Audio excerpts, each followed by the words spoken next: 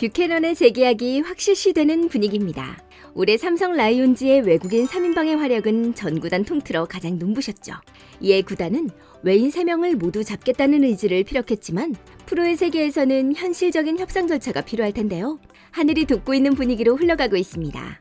잔류의 핵심적인 역할을 한 주인공들은 의외였는데요. 바로 KBO 이사회와 그의 아내 애슐리 뷰캐넌이었습니다.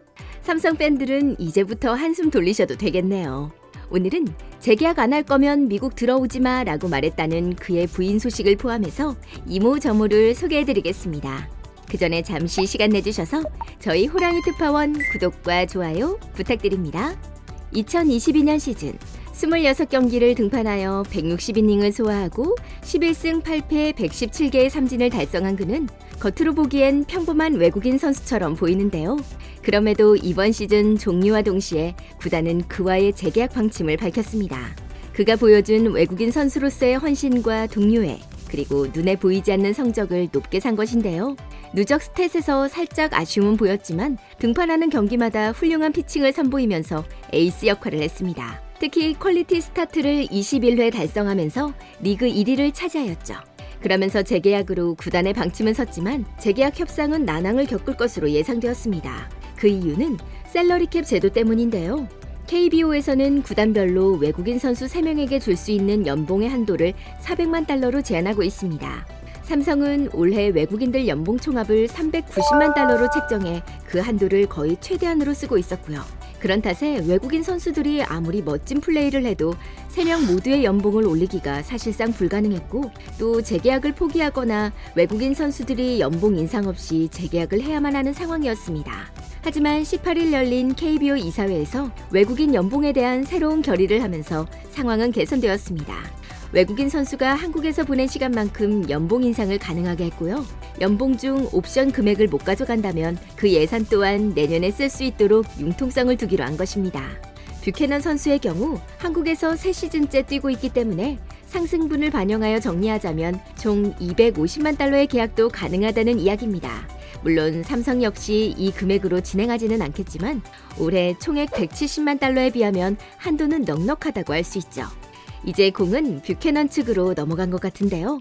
사실 뷰캐넌 선수 역시 삼성과의 재계약을 강하게 원하고 있습니다. 그 이유는 한국에 대한 의리와 그의 아내 때문인데요. 뷰캐넌은 한국 리그에 오기 전 일본 야쿠르트 스왈로즈에서 선수 생활을 했습니다.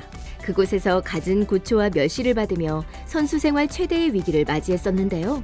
우리나라에서 동료 피렐라와의 깨알 세레모니를 보면 눈치채셨겠지만 그는 유난히 활동적이고 외향적인 선수였습니다.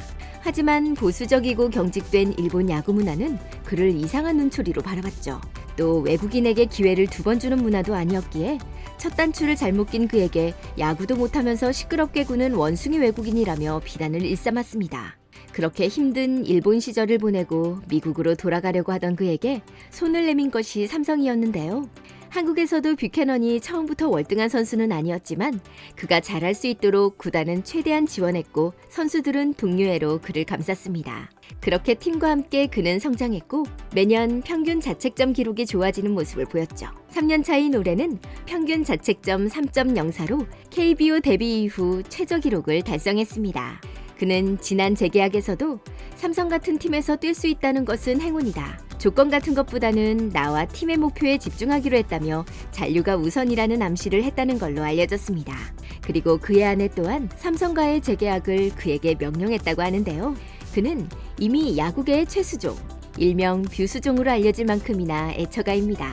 2년 전 그녀의 아내가 둘째를 임신했을 때 몸이 좋지 않아 시즌 중에 친정이 있는 미국으로 돌아가는 일이 있었습니다.